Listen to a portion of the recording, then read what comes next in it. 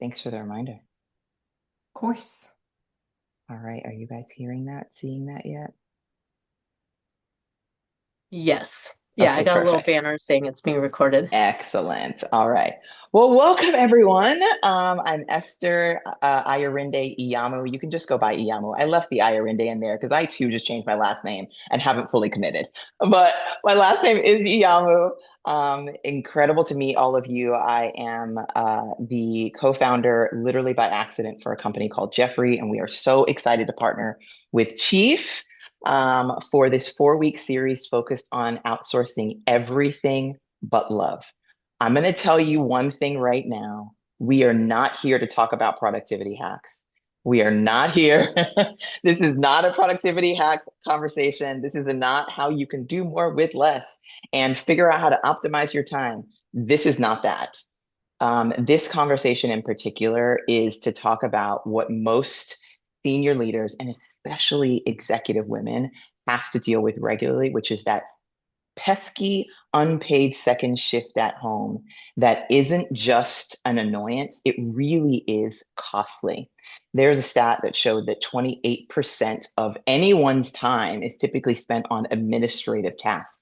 That is the same at home as well as at work. At work, you've got systems to do that. You've got, teams, you've got executive assistants, you've got resources, you've got teams of people you can delegate outcomes to and expect those outcomes to come back. But at home, and oftentimes if you are the primary caregiver at home, that falls on you. And that 28% of your time, if you look at it over a year's time, that actually turns into about 13 weeks. So if you count up all of the hours, it turns into 13 weeks of lost, I call it lost, time spent on administrative tasks that you have to own.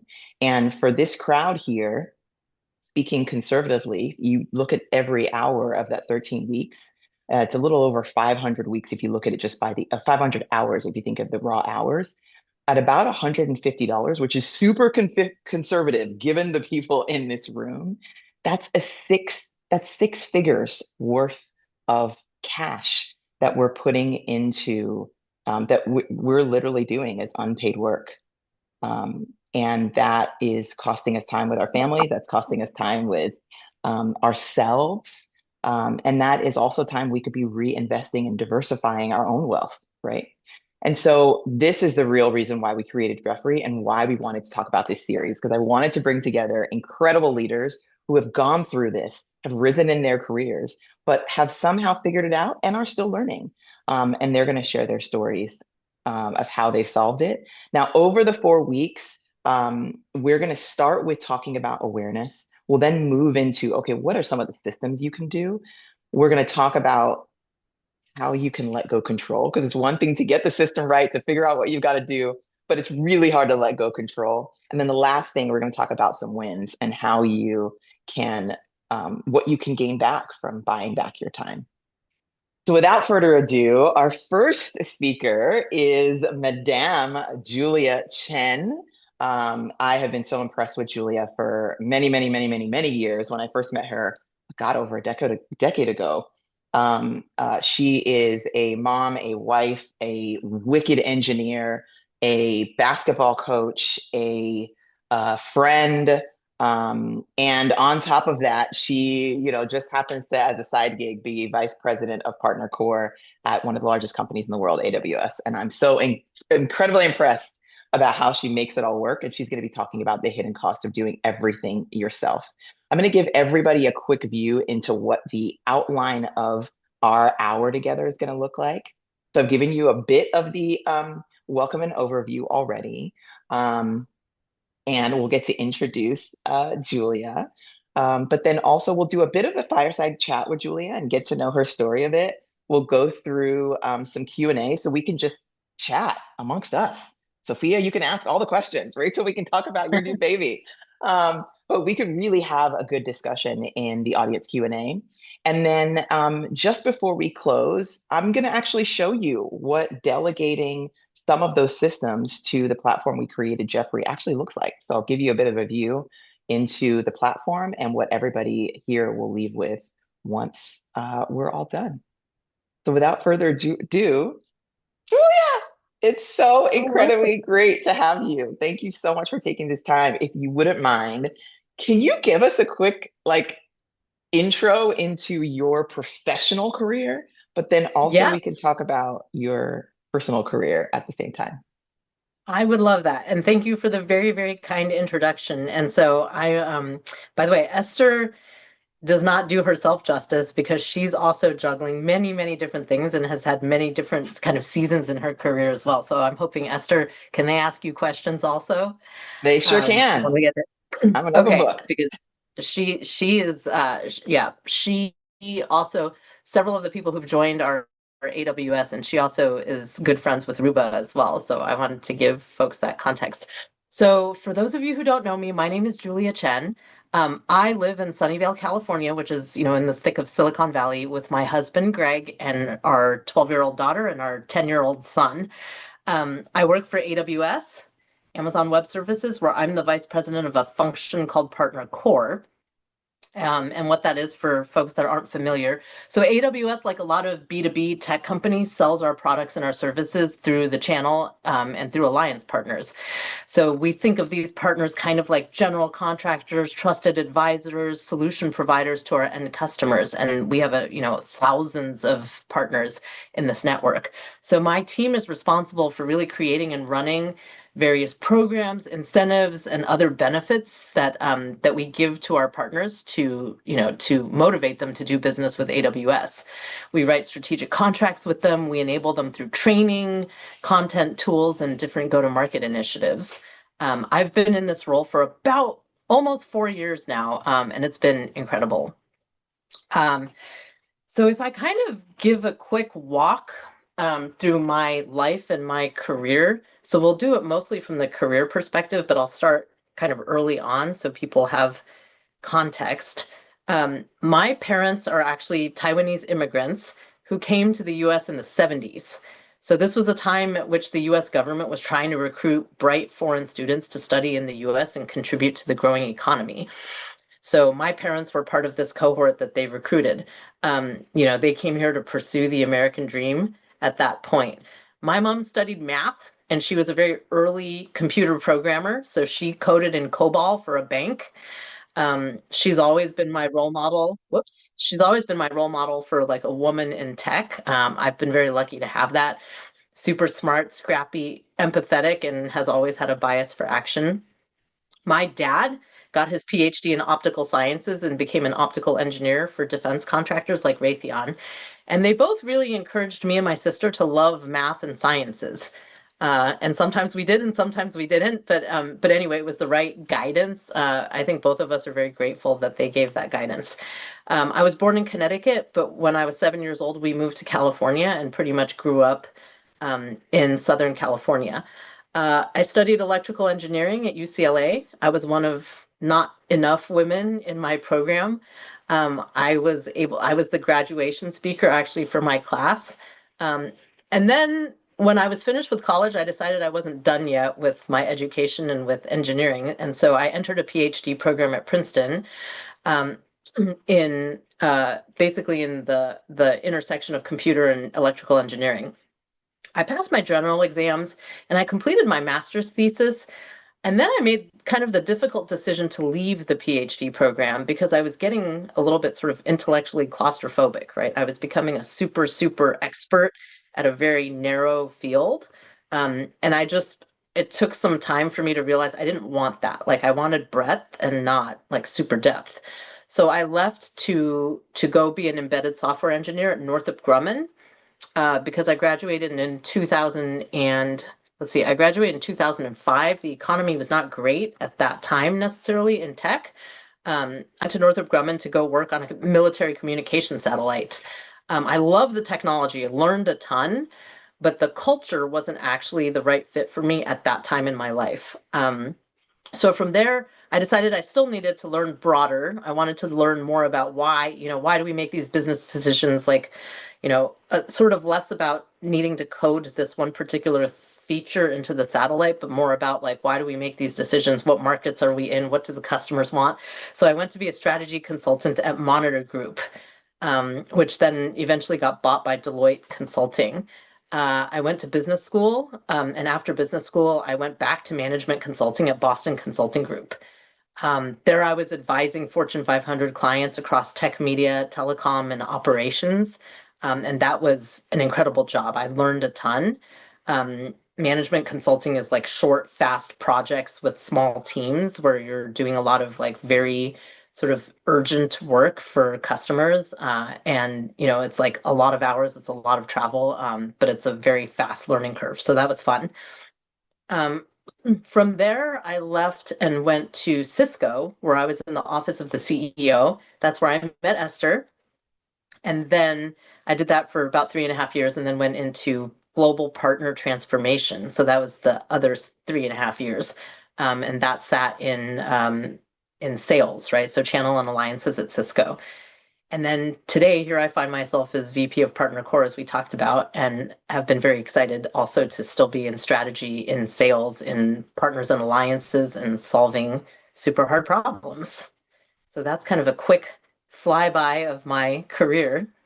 I absolutely love that. And I appreciate you starting with the grounding of how your parents set you up and then the decisions you made across your career from even university and then into further education and then wanting to go from specialized to a little bit more broad. Really appreciate you digging into that. Can you talk about what was going on in for you personally in your personal life along that journey? Because I mean, we're whole humans, right? We aren't just our careers. So can you talk about what that looked like for you? Yeah, it's a fun question because it's sort of like it's like when you watch a movie and then you go watch the director's cut of the movie where the director's explaining like why they did it a certain way or like what was going through their mind when they did that. So let me sort of re-narrate my career, but from a personal standpoint, because of what was happening in my life in parallel. So so let's see. I met my husband Greg at college. So we started dating in college. He was also an engineer. He was an aeronautical engineer. But at the end of college, when I decided to go to grad school, he decided actually to stay in California and start working right away. So he did grad school kind of part-time nights and weekends. He stayed in LA and I went to Princeton. So we ended up doing long distance for over like about 2 years when I was in grad school. So, so this decision to leave grad school with my master's actually had a little bit to do with him as well, because we were apart for 2 years already, and then we'd gotten engaged, and we decided that we actually wanted to be co-located. So it did help, right, that he was in California and that I wanted to be near him as well, and so that contributed to my decision to leave grad school with my master's and go work at Northrop Grumman. I defended my master's thesis in May of 2005, and then we ended up getting married in October of 2006. Let me see. So another thing that I think was happening during this time was um, when I decided to go into strategy consulting. It was a big jump from engineering. So when I was an engineer, my hours were very regular, right? Especially at a defense contractor. So Northrop Grumman is a defense contractor. Um, for those of us at AWS, it's almost a world that we can't even imagine. So, like at a defense contractor, we were asked to book 40 hours a week, not a minute more, not a minute less. And, we were keeping track of our hours because that's the way it worked, right? So it's to me also very foreign right now because we work in such a different world, which is like I don't keep any track of my hours. I do as many hours as I need to do to get the job done, and sometimes that's more and sometimes that's less. So anyway, that was the world that I lived in. And so when I decided to go into management consulting, I really sort of made a decision to made a trade-off, right, to go into something that was much faster, more agile, had a steeper learning curve, um, and kind of a faster upward trajectory. But I traded in my predictability and sort of my comfortable engineering life to do that. So that was a decision that I made. We didn't take lightly, but we made the decision kind of together that was what was important to me was to learn faster. So I did that. And again, I was saying the projects were very short, they're agile, they're dynamic, the hours were long, they were unpredictable. Travel was also very unpredictable. I remember very early on, like we had our rude awakening when I was on one project where in 2 weeks I went to 6 different cities in the US to go do interviews, like to go do customer interviews. And we were like, whoa, this is a different world, right? So Greg has been supportive all the way throughout, which really allowed me to focus on the work. So he was very supportive when I applied to business school. He was very supportive so that we could move across the country to Boston. So I would say that that all was going on at the same time. So I count myself as very fortunate that my partner has always been very supportive of my career and my decisions. But these things affect the whole family, right? So these decisions have to be made. Like we've had to make these decisions together. I would say that for me, sort of the biggest turning point personally happened when I got pregnant in 2013. And it was always in the cards, like we were always planning to have a family, right? So there's nothing surprising about this. In fact, I probably overplanned. People were making fun of me. Like I planned to get pregnant when I was 31 and have a baby when I was 32. That's the kind of type A that we are. And I was kind of lucky that it happened that way. But that being said, I was not ready at all for having the baby sort of psychologically, right? Like I had planned it, but I didn't know what it meant. So I was at Boston Consulting Group at the time, working these crazy hours, going on these unpredictable, business travel. And I worked right up until the day she was born, actually, because she was a scheduled C-section because she was breech. And the day that she was born, like my life totally flipped on its head. So I I think I was not prepared for the reality of having a baby. Um, and I was lucky in that BCG gave me a longer maternity leave. Like I had a 5-month maternity leave, but at the end of that time, I came to the realization that I wanted to have a more regular schedule again. Mostly because I was seeing the way that the baby was behaving, and the baby did better when there was more predictability and when I was around. And so that was something that I guess I hadn't thought very hard about until she showed up. And my husband was very willing to play this kind of stable, predictable role. But also, like in my heart of hearts, I wanted to be there as well. Like I wanted to be there for her and see her first, all the things, right? First smile, first step, first, all the things. And I really felt like I would regret it if I didn't. So I made another very difficult decision to step off of the consulting track. And I was lucky that BCG offered me a high level internal role, which was being the COO of the LA office. So again, this helped a lot because it brought more predictability back into my life when I had Zoe, and then later on I had Zach, her little brother, 2 years later. Um, and during this time I learned sort of the nuts and bolts of running a business, right? Because all the different support functions, HR, finance, IT operations, reported into me. So I was grateful for the opportunity. At the end of the day, I missed the strategy work actually. So I was offered a position in the office of the CEO by the chief of staff to the CEO of Cisco, who was Ruba Borno. At this time, I was pregnant with baby number two, and I took another big risk, which is to change companies, to move my family upstate from Southern California to Northern California. And then actually the one that was also scary was that there was no location for Northrop Grumman for my husband. That's where he was working at the time. And so he actually quit his job also for us to make that move up to Northern California. So it was a bit scary. We took a whole bunch of different risks, but then again, we decided that this was an opportunity that we wanted to take. It was a really cool job. It was working with somebody that I knew and trusted. And so we went and made the move. And it was a great role, right? So learned a ton. And then my husband eventually found a job in Silicon Valley working at startups, because when in Silicon Valley, you work at startups. And I got to learn a lot. I worked on special projects for the CEO, like, running our internal machine learning and AI community, thinking through the IoT strategy, developing a perspective on the future of cloud, all of these things 10 years ago, which now seem like they're old tech almost.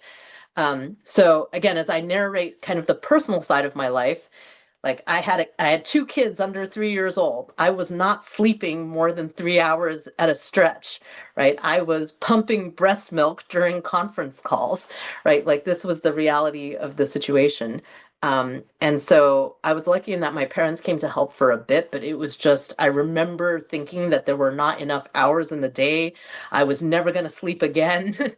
Actually, one of my colleagues had a funny statement. Like, she basically said that when she was in that phase of her life, she had a caffeine drip going straight into her veins because that was the only way she survived those years. And so I also remember another colleague at Cisco who was just making like casual conversation with me at the time. They were asking like, well, what do you do during your me time? And I was like, what is that? Like, I don't even know what me time is. And someday maybe I'll get some me time, but that's not anytime soon.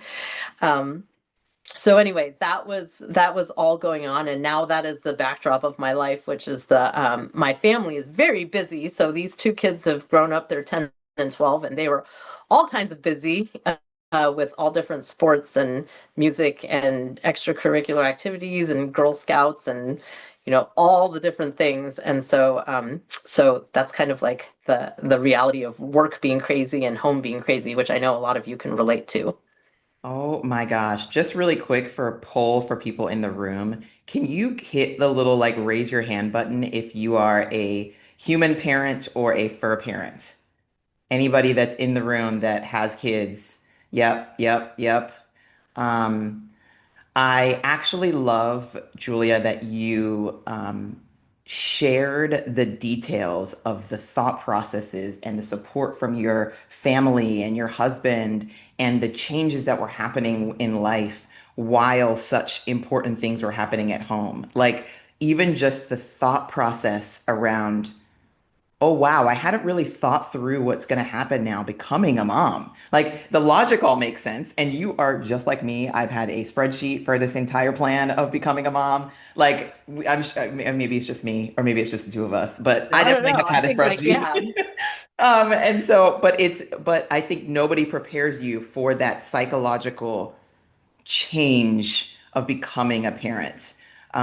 And for even folks who maybe aren't parents yet and making the decision if that is something you want to do, that there's a psychological change that also affects your cognitive load, affects your decision making, it affects, the fact that you aren't getting a lot of sleep, affects how you perform and how you show up. Um, totally. and I really appreciate that you shared that level of detail. Do you feel like there was a difference in that there was a difference in how you focus or cognitive focus um, before versus after? Like, do you feel like you almost got better because you had to be really specific about where you spent your time, or? I mean, before I had kids, I will say before I had kids, it was easier to focus, right? There were fewer things that demanded my attention. Like if I wanted to stay at work all night, I could do it, and I had no other responsibilities or obligations, so to speak. Um, so I didn't realize what a luxury it was until after that was gone, right? So now I don't have that luxury, right? Like I've got two kids at home. They care, thankfully they still care if they see me or not, and I want to see them, and like I've got to make sure that they get to all their lessons on time and that they have dinner and that laundry's clean. But Esther, when you're talking about the cognitive load, that is the hidden cognitive load, right? Which is that we're taking care of these other beings, right? Fur babies or human babies, but there's other beings that are depending on us, and the list of what they need is actually, it's not a short list, right? Like they have sort of physical, emotional, mental needs as well, and those add up, right? So those are things that like you always have to think about. So it's interesting because my calendar is not my calendar, right? Like I've actually got a calendar that's my calendar and Zoe's calendar and Zach's calendar and Greg's calendar, right? And it's all sort of etched into my head all the time, and I just need to make sure everybody has what they need and is where they need to be. And I mean, my husband's amazing, so he definitely is like is an equal partner. But I still do a bit, and I think a lot of women do carry the load of being the one that's like responsible for organizing all that. And then from there, like he will pick up certain tasks off the list. Like we'll split them up like that. So Your question was, does the way that I focus change? For sure it did, right? So after the kids were born, like all of a sudden your brain is fragmented into all these different pieces where you've got to take care of yourself, you've got to take care of all these beings that are dependent on you, both at work and then at home as well. And I think concentration becomes a little trickier, right? So concentration requires, I think, a little bit being more deliberate about when you're focusing on what, and also compartmentalizing. So I have to do a better job compartmentalizing. Like I'm at work right now, and even though all the kids have all these different things, I need to do that, but then get back to work and focus on work. And then again, when I'm at home, I need to spend quality time at home too and not be, there's always a little part of your brain that's thinking about work, but you have to kind of compartmentalize that so that you're fully present at home when they need you to be as well. So true. I remember compartmentalization. I'm glad you actually said it in that manner. I remember seeing a quote once that said, at work, you optimize for efficiency and movement and impact. So, how efficient can I use this hour? How efficient can I make this email? How efficient can I use this meeting? But when you're home and like your speed and efficiency is like rewarded at work. But at home, Yes. you have to context switch to being Yes. slow and patient and listening. And, the person on the other end might take a while to, or, you've got to sit down and watch them put their shoe on by themselves on the wrong foot and do it backwards. And you've got to be okay with it. Right? That is so true. It is so true. Yeah. The metric is different at home, right? It's Yeah. like love and it's like development of them and it's patience and you're so true. So that context switching matters, right? Where like you have to know where you are and what you're optimizing for at any given point in time, right? And it's not how fast do you cook dinner, but is dinner palatable, right? Yes. Or, yeah. So true. Oh my gosh, so true. This next question I'm going to ask you, I think it will really tie a lot of what we're talking about together. Like, if you look back now at your two paths, so your career journey as well as your personal journey alongside Yeah. that, where have you seen like the hidden costs in you taking on things yourself? And what are things that you've now done differently to like optimize for those? It's a very good question. And I think like it's a journey that I'm not done with, right? So it's kind of a journey that keeps like you sort of iterate on this journey because as your role at work changes and as your family needs or your home needs change, like you have to keep readjusting, I think the balance of it or the way that you handle it. I mean, there's a ton of hidden costs like I've come to realize over the years. I mean, I used to like the sleep deprivation, I think, is one that is a real cost that people don't realize, which is you just like your job takes up so much time, and there are things that you want to do at home and for the family that take up a lot of time, and you want to be a good friend, you want to be a good mom, you want to be a good daughter, you want to be a good auntie, all the things, right? All those things take up time. And it's very tempting actually to just keep eating into your sleep time.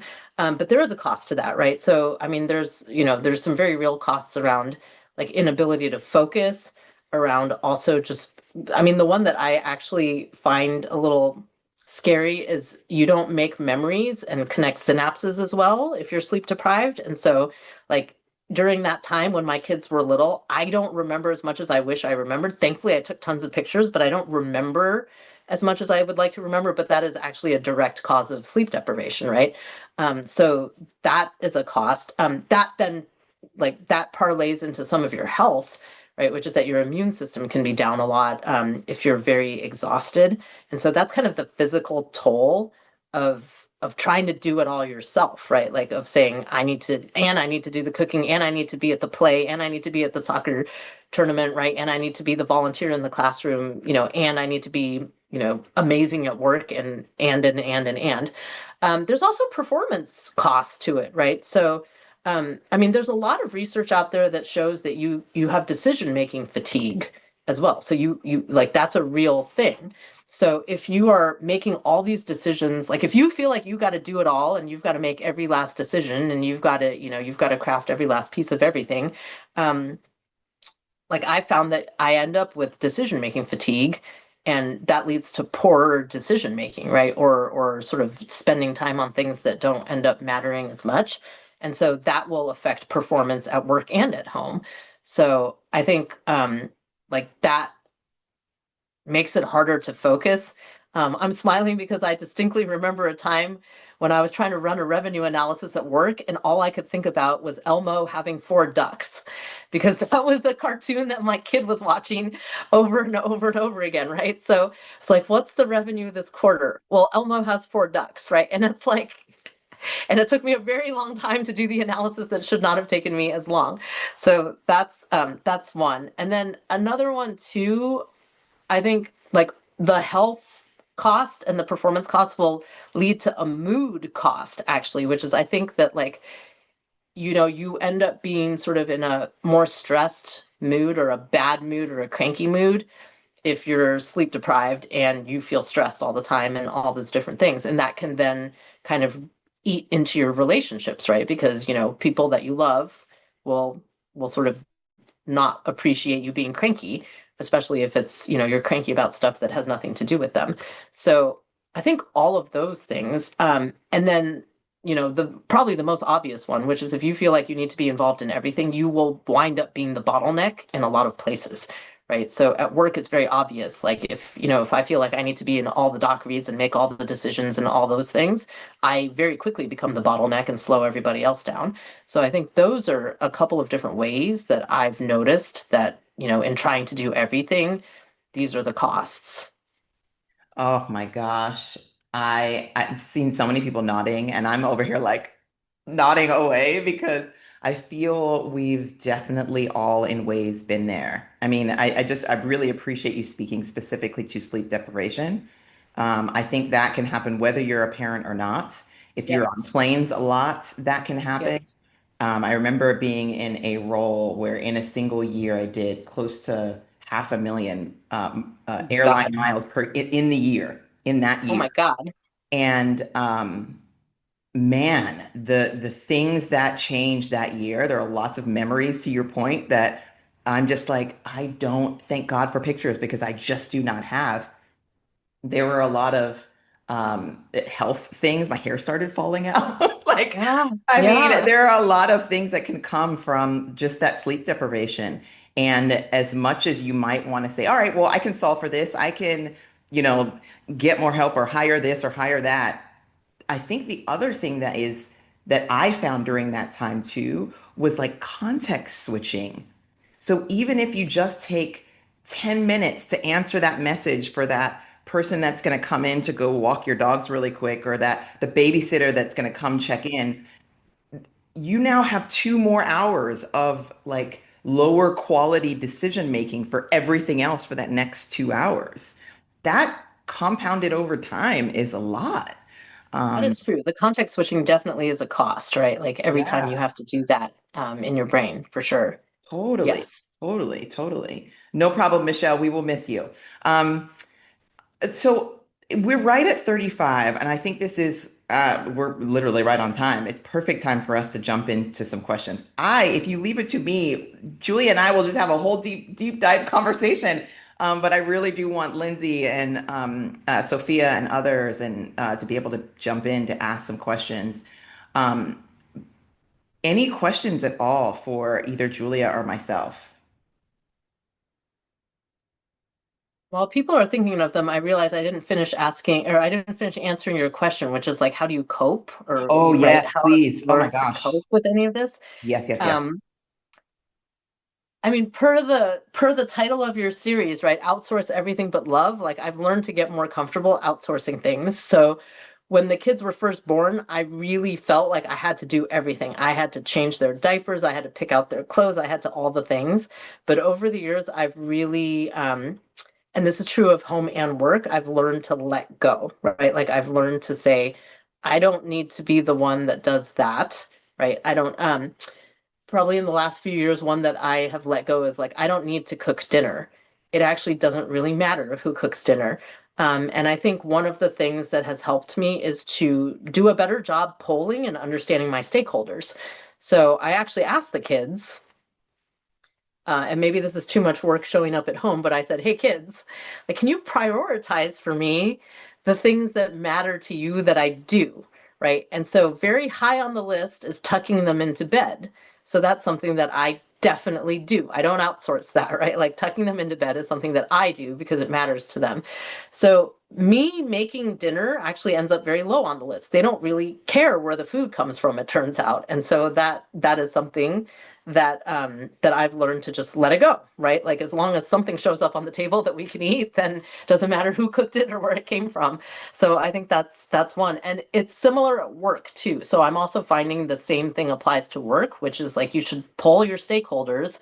You should understand the context that you're in and figure out what things matter and what things don't, because there are a lot of things that matter less than what you think they matter, right? And so I think then the sooner you get clear about what things matter and what things don't, the more that you can then outsource or just, 80/20 some of the stuff that matters less. I'm like, oh my Godding on mute here. Oh my God. Like the aha moment. Poll your stakeholders. God. So important. So important. Any other questions, you guys? If not, I'm gonna jump in with my next one because I have so many. Not a question, but a comment. And Julia, what you shared, this mindset, like the mental preparation for what does it mean having a child and how does my life get flipped overnight, 180. I think that's a big one with regards to how do I organize a whole family. The second one is how does that affect my relationship with my husband? And if I tend to be someone who wants to have equal playing field and we share everything, and now you have a child, you have your husband, everybody has their own business. Now there is this pull and pull, like push and pull negotiation, which was a really hard one for me to accept because we had a very Yes. harmonious relationship. And now you end up every month becomes a negotiation about roles and responsibilities. And for me, it was really important to identify and find what, instead of insisting for him to take on something, can we both agree on outsourcing something? So it's Yes. automatic, so it can release the tension out of the relationship. Is this one last thing we need to think about? Did that affect your relationship, and how did you navigate some of those decisions around it? Totally. I think that's spot on because I do think that as the plates get more full on all sides, right? Like it's, for me and my husband, both things, there's just more and more and more with the addition of the kids. I think outsourcing was critical. So for example, I outsource all my groceries. Like I don't go grocery shopping, right? Like I use Instacart and the groceries show up on my doorstep and it is a lifesaver. We also have like a nanny slash au pair who helps, drive the kids places, which also took some tension off the system, right? And so I think again, initially I think the first reaction was always like, oh, I need to do that because that's important. But then you start to realize the hidden cost of trying to do it all, right? And then you sort of realize, okay, there are some things that I can outsource where it's okay. Like it won't have a material impact on the stakeholders, but it will preserve my harmony, with my family and my mood and my, and the fracturing in my brain and all that kind of stuff. And I think that that's actually critically important. So exactly, I agree with what you're saying, and it impacted us as well, which is figuring out what we could collectively outsource to keep the stress levels kind of, reasonable at home.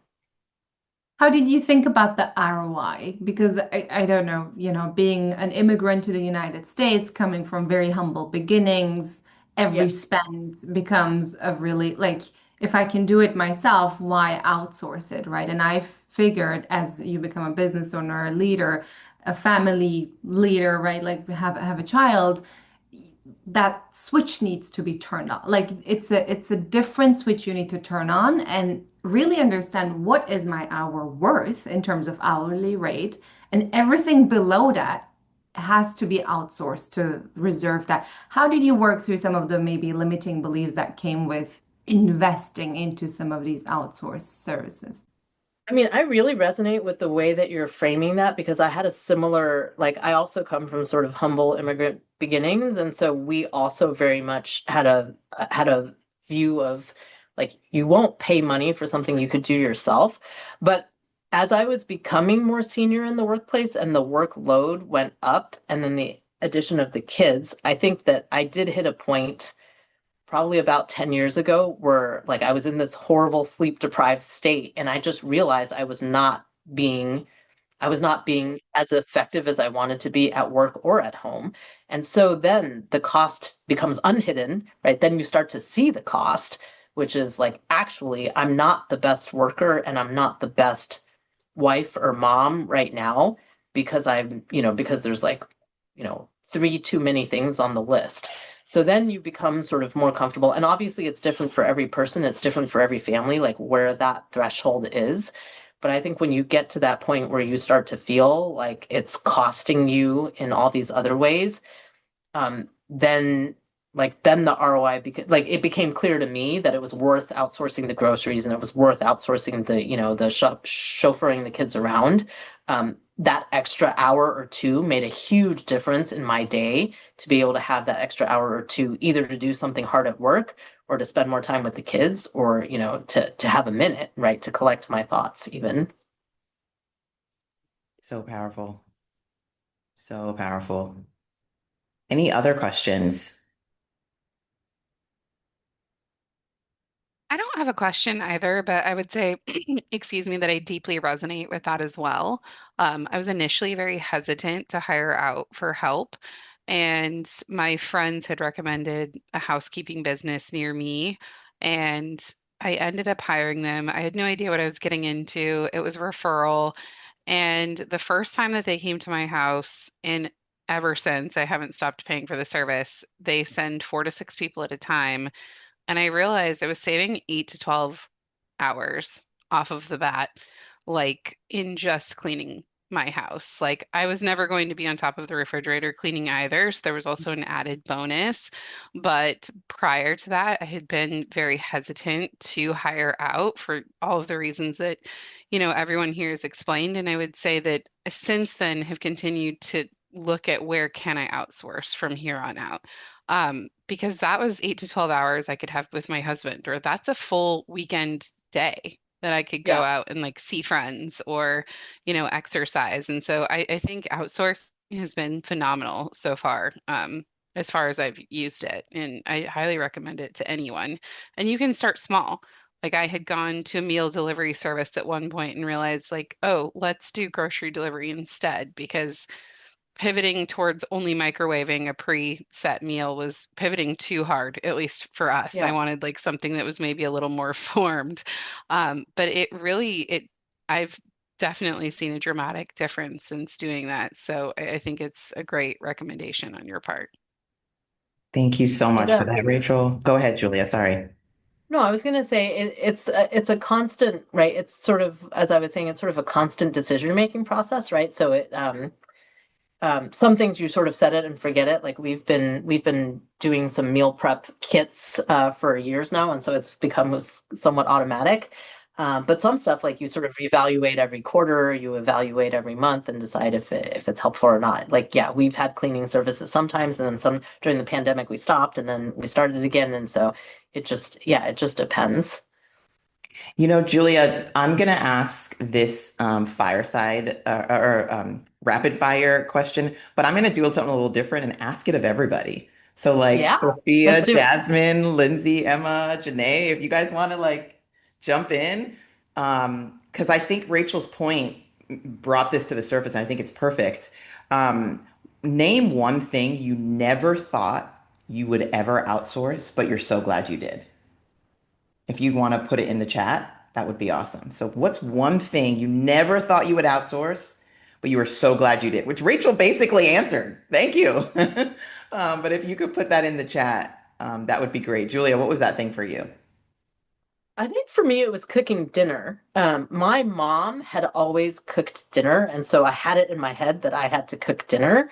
But as soon as we started outsourcing that, like getting meal prep kits and actually having the nanny do the meal prep, I'm so glad I did. Like it actually saves me, a good 90 minutes every day. And it's 90 minutes more I get to spend with the kids. So, Yeah, I'll tell you mine. It's a little embarrassing, but laundry and ironing. I have ADHD, and if you know anything about ADHD brains, if you have something that's unfinished, even if it's like out of your sight, it stays in the back of your mind, and you literally think about it all day.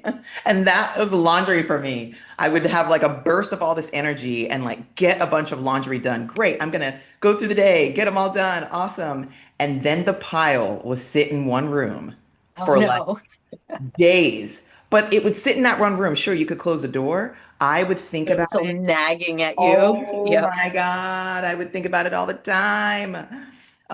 So laundry and ironing, and for somebody else, they don't have the emotional connection to the laundry. They just get the task done. Do So it, even right? for them, they Yeah. could do it so much faster than I Yeah, would. yeah, In yeah. my mind, I'm like, oh, that's gonna take me 4 hours because my husband's gonna want his shirt ironed this way. They don't care. They're just gonna come in Yeah. and get it done. That is true. That is very, We very true. don't And you care, have, which is so problematic because when you try to outsource something like my husband doesn't care if his shirts, I care, but then I have to iron because I'm like, I care. You're so Oh it's my like I gosh. can't even outsource to you because you're not doing it the way that I want you to Yeah. do it. that's Oh so my funny. gosh. Well, So true. that's that point about, yeah, Janae, that's the point about control too, right? About at some Yes, point you like sort of have to like let it go and be like, it will not necessarily be the way that I would have done it. It may not correct. necessarily be to my standards, but it's good enough, right? And Yep.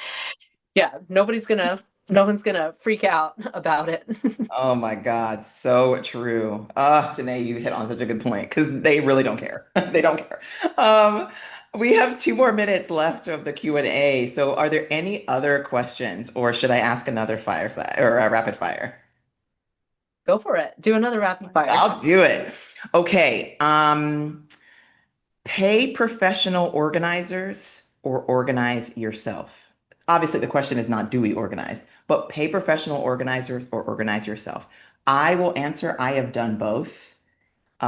And every dollar well spent, my life completely changed with professional organizers. Actually, Ruba is who recommended it to me. She was like, Interesting. "Oh, I put in professional organizers. I would have never thought about it. I paid for the service. I have done my own organizing every after that. It's never been the same, and my life has completely changed. Completely changed. Don't even know what that is. Oh What yeah. is a professional Pique your organizer? Oh curiosity. my gosh. What? I just moved apartment, so maybe I should consider this because everything is in boxes. So this could be a good time to do that. Game changer, Sophia, game changer. And there are some like the company I used was the Home Edit at the time, of which the folks that actually did it, they have created their own company and now they're partnered with Geoffrey, which is awesome. But we worked with them at the time. But there are professional organizers that do it for much less and you just pay for materials. But everything has a spot. Everything has a spot. It is game changer for your life. It is game changer for your home cleaners because Yep. it's one thing to clean and a different thing to organize. But yeah, I yes. gotta look into this. I know this is, yeah. But then the issue is you can't, like, my one issue with organizers and cleaners sometimes is that after they leave, you don't know where anything is. So that's the thing that makes me a little crazy, which is like, shoot, where's that book? I Yeah. knew where it was before, but now I don't know where it went. Well, and this is So, the beauty of working with professional organizers, right? Is they work with you to make sure, like, how do you functionally use all your stuff? What do you yeah, use more? What do you use less? What do you need access to all the time? yeah, Do you want to be bending down and standing up? Do you want to have to go and reach for something up high? They work with you to do all of that stuff, so you know where everything is in your house. It gets labeled, it gets color coordinated.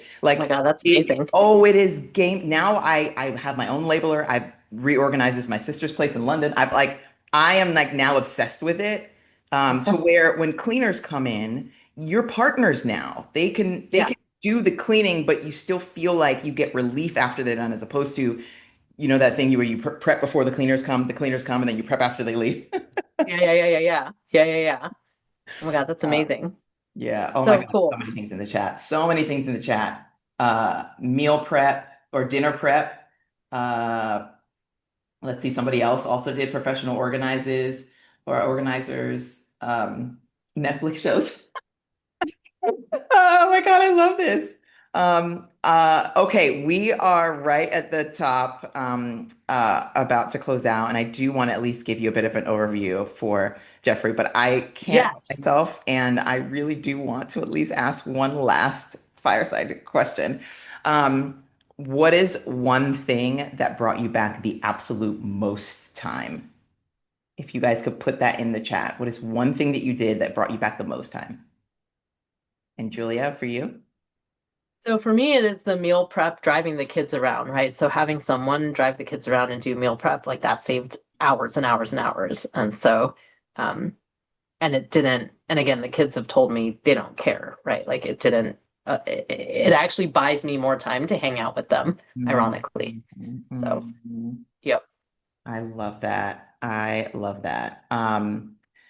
Please do share in the chat if you've already been a connoisseur on outsourcing, and what you've done there. I so appreciate you, Julia, sharing and getting in deep with these details of how to practically go in and look at these hidden costs, but what you can actually do about it.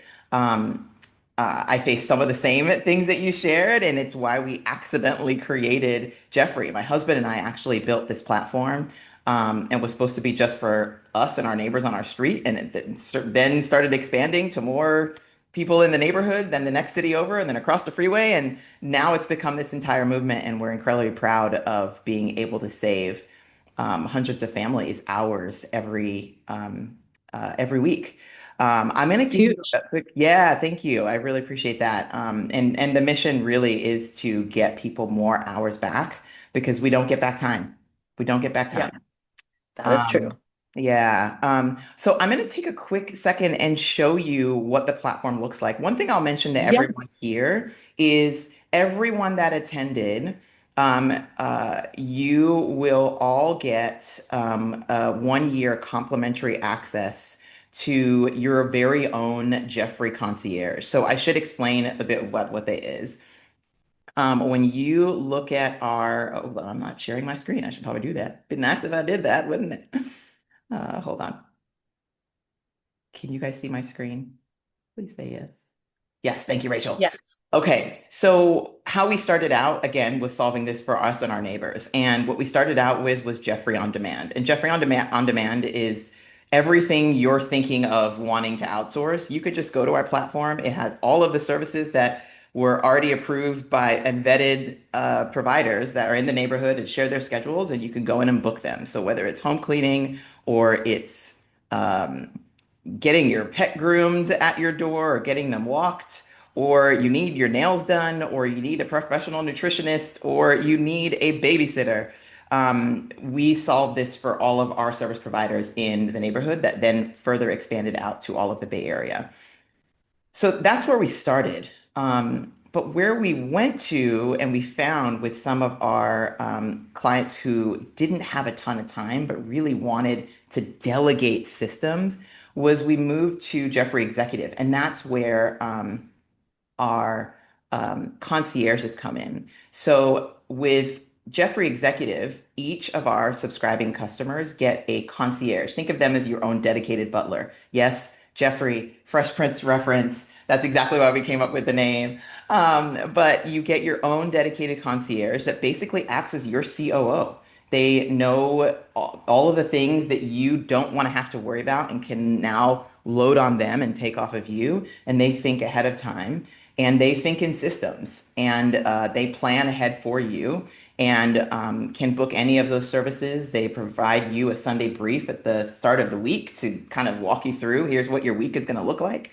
Um, and they are your brain that you can completely delegate to. I think a challenge I certainly faced in over time was, did I outsource everything but love? Absolutely. But my problem wasn't going and hiring help. My problem was I was still the project manager at the end of the day.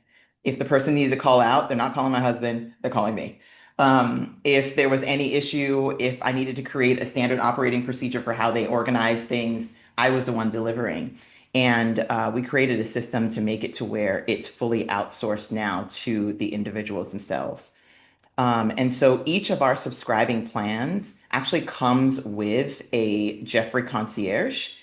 Our plans today, before we launch our app, which is getting launched on May 15th, um, our plans include services. So they're bundled services that you would package and get. Think your home cleaning, your home organizing, dog walking, whatever system you'd need to outsource, it would then build that together. And that comes with your concierge. After the 15th, the concierge really is the app and the service, and you can bill your any of your services ad hoc with your concierge. And so all of the folks on this call will get 1 year access to your concierge with the purchase of any of our subscriptions. We're also giving everybody on the call a $125 gift card that goes towards your subscription package. And I will share really quick in the chat the code that everybody will get.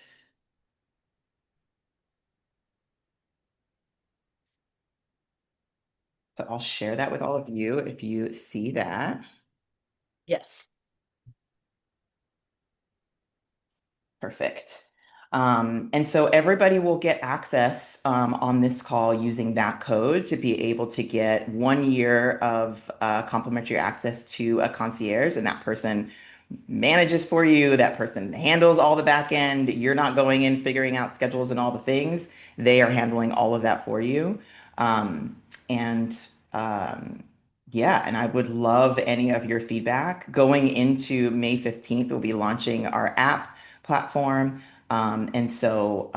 This Chief Geoffrey code is going to be available between now and the 15th and only for attendees from this session. So please do feel free to grab that if you've got any questions at all, or if you've got any feedback on the experience at all, please do let us know because we're rapidly building right now. Today, we're available in the San Francisco Bay Area. So that's all the way from Santa Clara County through the Peninsula, East Bay, all the way up through Contra Costa County and Marin County. But our laundry list is long for people who are requesting us in other places. Seattle's on our list, Atlanta's on our list, Texas is on our list. So if you are in another city and are thinking or wanting Geoffrey to come there, definitely let us know. This is amazing, right? And this, I mean, your story about how you created Geoffrey is always super inspiring to me, Esther. I love it. I appreciate you. Yeah, it changed. It was outsourcing everything but love was survival for me in my corporate career over the last 20 years, both in corporate and an entrepreneur. And now we're trying to make it to where it's accessible to everybody as possible, but also you can fully delegate. One, absolutely. Thanks Good. everybody for joining. I saw somebody ask for my contact information. It's super easy to find me on LinkedIn. Julia, where can everybody find you? Everyone can find me at, let me see, I can stick it in the chat as well. So, oops. See. There. Excellent. I will add my email also. Thank you so, so much for joining. Thanks for being so transparent and so thoughtful with us, Julia. Everyone else, thanks for sharing your stories and being so real about Well, what one. this experience is like. And yeah, guys, we are here for you. I hope to see you all on our next session next week. Awesome. Thank you so much, Esther. Thanks for having me. Thanks, everybody, for joining. It's Thank a really, you. really good conversation. All Thanks right. to Take Guys, care. bye. Thank you. Bye. Bye.